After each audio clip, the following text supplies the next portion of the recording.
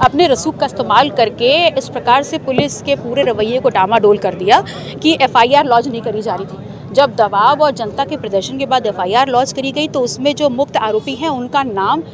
दबाने का काम किया जा रहा था, और जिनका नाम लिखा गया उनमें से जब आरोपी को ले जा रहे थे थाने से जेल तो वहाँ पर उसको बिल्कुल वीआईपी ट्रीटमेंट दे रहे थे, जैसे कि एक बारात के दामाद को देते हैं, बढ़िया खिला पिला रहे थे, पूरा वीआईपी ट्रीटमेंट, जिससे कि जो परिवार का बेटा हेमंत गया है वो परिवार बहुत ज़्यादा नाराज़ था, आक्रोशित था। जब मैंने कल उनसे विजिट किया तो उनकी ये मांग थी कि ये तमाम मांगें हम उनके लिए यहाँ तक लेके,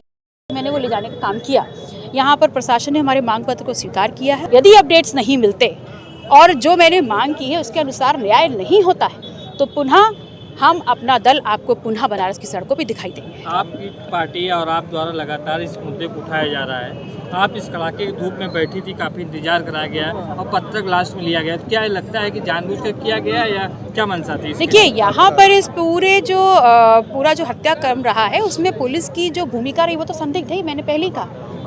लीपापोती कर रहे हैं और जिसको संरक्षण मिला हुआ है सत्ता के उसके हक में उसकी पैरवी ज़्यादा कर रहे हैं। उनको ये लगा था कि थोड़ी देर का प्रदर्शन होगा, थोड़ी देर हो हल्ला होगा और चले जाएंगे, लेकिन हम भी उनको ये बताना चाहते थे कि ये जनता की आवाज़ है और मेरी भूमिका इस जनता ने विपक्ष में तय करी है जनता के मुद्दों को उठाने के लिए। तो अगर मुझे शाम तक भी यहाँ बैठना पड़ता, कल तक भी बैठना पड़ता, तो मैं यहाँ पर अनिश्चित काल तक बैठती और तब तक नहीं मानती जब तक मेरी बातों को स्वीकार करते हुए हेमंत पटेल और परिवार के साथ न्याय नहीं होता। आपकी बहन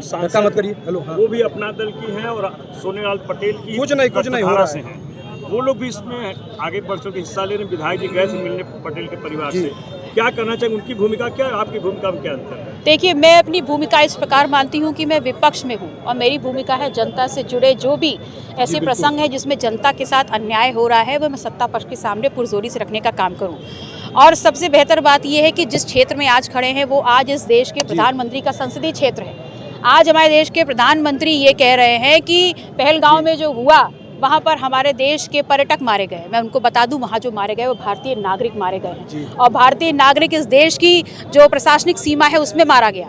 अगर हमारे देश का नागरिक हमारी सीमा में सुरक्षित नहीं है, चाहे फिर वो पहलगांव हो और चाहे बनारस में हेमंत पटेल, तो फिर ये एक बहुत बड़ा संदेश दूर तक देता है। अगर उसके गुनाहगार, पहलगांव में जो लोग मरे उनके गुनाहगार, पाकिस्तान उनको संरक्षण दे रहा है, तो मेरे सवाल का जवाब दीजिए, क्या हेमंत पटेल के जो गुनाहगार हैं उनको भारतीय जनता पार्टी संरक्षण दे रही है? अगर पाकिस्तान वहाँ पहलगांव में जो हुआ है पाकिस्तान की वजह से वो आतंकवाद है, तो जो यहाँ पर जाति देख करके मारा गया है क्या वो आतंकवाद नहीं है? वहाँ पर आप बोल रहे हैं कि धर्म पूछकर मारा गया आतंकवाद है, यहाँ पर भी तो जाति देखकर मारा गया, क्या ये आतंकवाद नहीं है? न्याय तो दोनों सिरों पर चाहिए और इस न्याय के लिए हम पूरी ताकत से जनता के साथ खड़े हुए हैं। पिछले दिनों बनारस में एक घटना हुई एक बालिका के साथ, उसकी भी कार्रवाई चले, उसको आप किस तरह से देख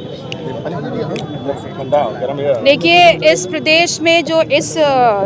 संसदीय क्षेत्र के जो जनप्रतिनिधि हैं, जो इस देश के प्रधानमंत्री हैं, वो कहते हैं चौड़ा सीना करके कि इस देश में क्राइम के खिलाफ हमारी जीरो टॉलरेंस की नीति है। लेकिन आपने जो घटनाक्रम बताया, जिस घटनाक्रम में न्याय के लिए आज हम खड़े हैं, चाहे लखीमपुर ले लीजिए, सीतापुर ले लीजिए, चाहे उत्तर प्रदेश किसी भी जनपद की जो घटनाएं हो रही उनको ले लीजिए, तो जो जीरो टॉलरेंस की नीति है ना, उस पर जोरदार तमाचा ये अपराधी मार रहे हैं और बताने का काम कर रहे हैं कि जितना पुलिस और प्रशासन का मनोबल इस बात को कहते हुए हाई है कि हम जीरो टॉलरेंस की सरकार चला रहे हैं, उससे ज़्यादा मनोबल इस वक्त इस प्रदेश के अपराधियों का हाई है कि हम इनकी जीरो टॉलरेंस की नीति को जोरदार तमाचा रोज मार रहे हैं और सरकार कुछ नहीं कर पा रही।